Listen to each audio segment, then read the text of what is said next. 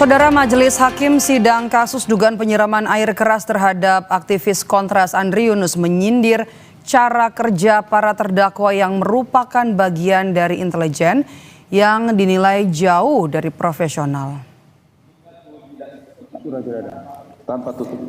Ketua Majelis Hakim Kolonel CHK Freddy Ferdian mengaku heran dengan metode yang digunakan 4 anggota BAIS TNI yang menjadi terdakwa dalam perkara tersebut. Freddy menilai tindakan yang diduga dilakukan para terdakwa tidak mencerminkan standar kerja intelijen. Freddy juga menyinggung aspek teknis seperti menggunakan masker atau penutup wajah yang menurutnya seharusnya menjadi hal mendasar dalam operasi intelijen. Menanggapi hal ini, Dandenma BAIS Kolonel Infanteri Heri Heriadi yang hadir sebagai saksi menyebut para terdakwa tidak menjalankan fungsi intelijen operasional dalam keseharian. Saya itu orang tidak tahu intel, saya kan bukan intel, bukan orang intel. Mungkin teman-teman juga sama yang tentara-tentara ini juga.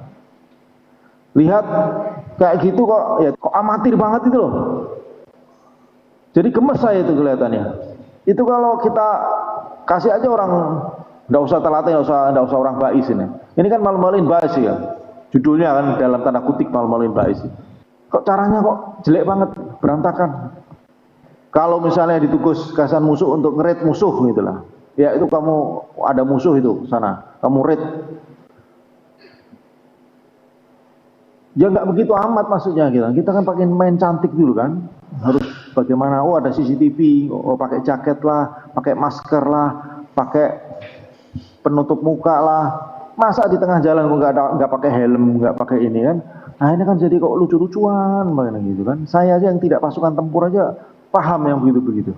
Nah menurut pendapat saudara, ini kerjanya orang BAIS begini kan?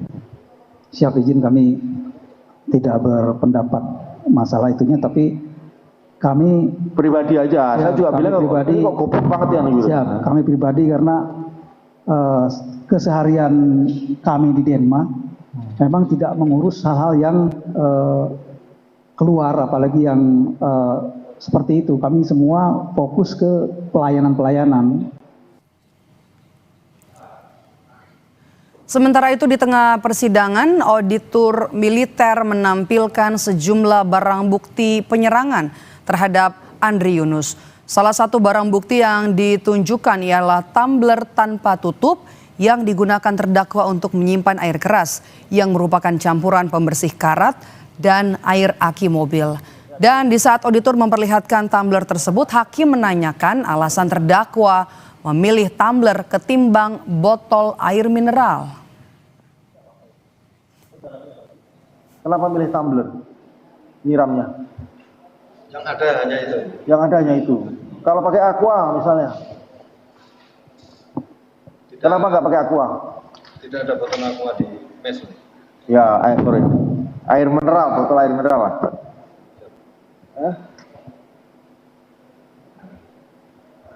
Ya kalau ini dibuka ya akhirnya kan lubangnya kan gede kayak. Kamu kayak saya bilang goblok banget. Masa kayak tumbler yang mulutnya besar gitu. Ya nyimprat lah. Kayak gelas gitu ada. Kalau yang ujungnya kecil kan begitu kan. Kalau musuh bukan kepada ini.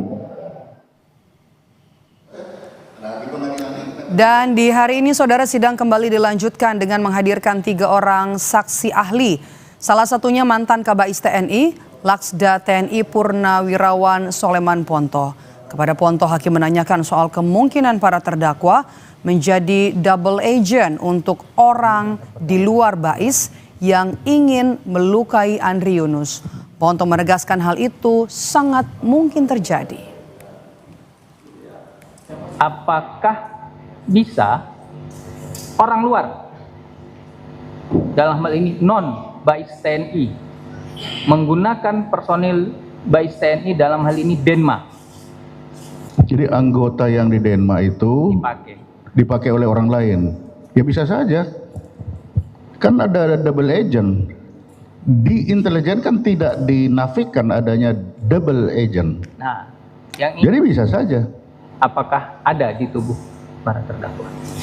Nah, itu tergantung nanti pemeriksaan. Apakah dalam pemeriksaan ini bisa terbukti ada double agent? Apakah dia ada berkenalan dengan orang lain yang nanti bersama-sama, ada mungkin orang lain yang punya dendam juga sama Andri, terus menggunakan tangan-tangan mereka, itu bisa saja.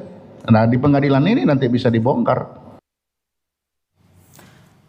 Majelis Hakim Pengadilan Militer Jakarta mempertanyakan sejumlah hal dalam sidang kasus penyiraman air keras terhadap aktivis Kontras Andri Yunus. Salah satunya adalah soal hubungan terdakwa dengan Andri Yunus hingga soal penggunaan tumbler untuk menampung air keras. Akankah persidangan militer ini mampu mengungkap dalang serta motif yang sesungguhnya? Petang ini kita bahas bersama dengan pakar hukum pidana Universitas Brawijaya, Aan Widiarto. Selamat petang, Pak Aan.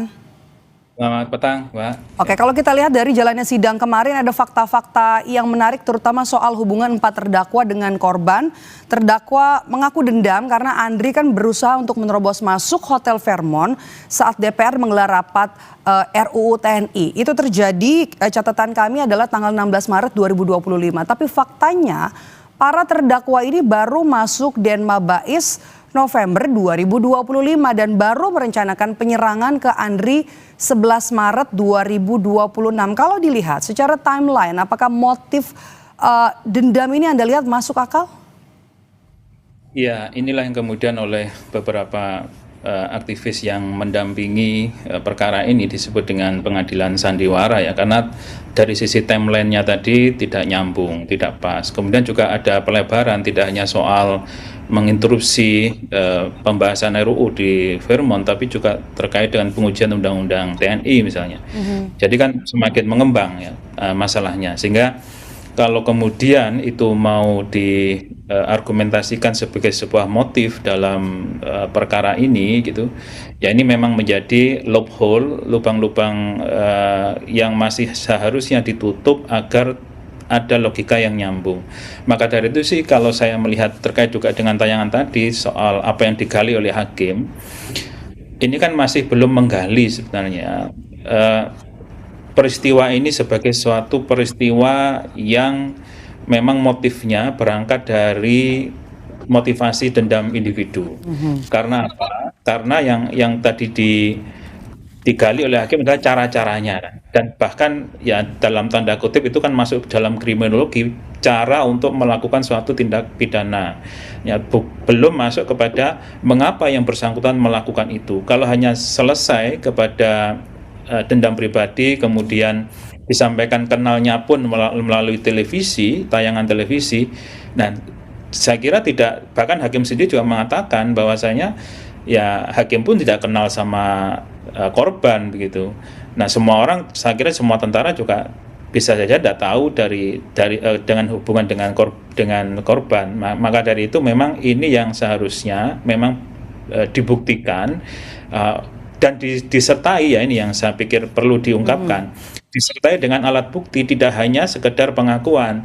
Jadi dalam sistem peradilan kita ya, kalau hanya mengandalkan kepada inkuisitorial, jadi hakim mengarahkan pemeriksaan kemudian nanti berdasarkan pada confession based trial, jadi pada pengakuan, lah ini akan lemah gitu loh. Jadi harus didukung dengan alat bukti. Oke, Pak Aan, kalau kita lihat dari jalannya sidang kemarin kan juga kami mau kutip dari apa yang disampaikan hakim. Hakim sempat menyindir cara kerja para terdakwa bukan standar intelijen begitulah, karena tidak mengecek CCTV lokasi, kemudian juga tidak menggunakan penutup wajah sama sekali. Apakah hal-hal tidak biasa itu perlu digali hakim dan juga auditor? Ya, saya pikir kalau itu kan tidak perlu ya, tidak perlu ke sana, karena itu nanti ya itu masuk ke ranah kriminologi sebenarnya, nanti ke apa cara-cara dia melakukan kejahatan begitu. Tapi yang penting dalam persidangan ini adalah apakah memang benar itu hanya motif dendam pribadi?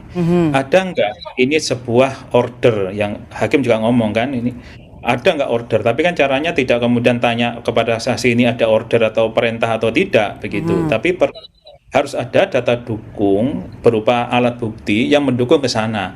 Misalnya ini, harus ada evidence base yang berdasarkan pada teknologi. Bagaimana pemeriksaan terhadap HP maupun komunikasi yang dilakukan bersangkutan.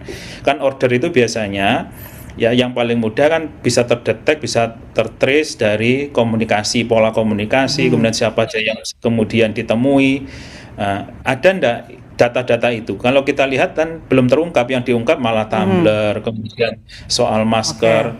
Itu kan satu hal yang sebenarnya tidak perlu diungkapkan pun, karena dalam undang-undang militer ya, dalam peradilan militer di Undang-Undang 31 itu hal yang umum sudah diketahui itu tidak perlu dibuktikan gitu. Di pasal 172 ayat 2 itu begitu. Jadi sebaiknya hal-hal yang memang masih seharusnya ada pembuktian, misalnya yang paling mudah soal luka ya. Kan dalam rilis polisi pada waktu itu kan sudah pernah dilakukan ya, bahwa yang bersangkutan sampai membuka baju karena tersiram kan begitu. Nah seharusnya luka itu ada pembuktian surat ya. Apa pembuktian suratnya? Melalui visum misalnya. Nah ini seharusnya tidak ada ya, tidak disampaikan juga pada dari awal sidang begitu ya. Tapi Pak Aan, saya mau bertanya, ketika Anda melihat jalannya sidang perdana, kemudian sidang kemarin dan juga ada lanjutan hari ini, apakah Anda melihat ada itikat lah begitu untuk menguak keadilan, memberikan keadilan, rasa keadilan terhadap korban? Ya, kita apresiasi sebenarnya dengan peradilan ini dibuka. Ya, memang perintahnya memang peradilannya harus terbuka kecuali asusila. Kan ini bukan asusila, tapi ini pidana, sehingga memang terbuka. Kemudian pers diberi kesempatan untuk meliput secara terbuka juga kan begitu. Nah, tinggal sekarang cara hakim menggalinya. Nah, dan itu kan berangkat dari apa yang sudah dilakukan oleh auditor. Auditor sudah membuatnya sebagai penuntut umumnya di peradilan militer. Ini sudah mengkonstruksi. Nah, tinggal hakim kemudian mencocokkan apakah fakta-fakta itu relevan, ya. Apakah ini bisa nanti menunjukkan bahwa hanya 4 orang ini saja yang melakukan sebagai 4 terdakwa. Apakah masih ada yang lain?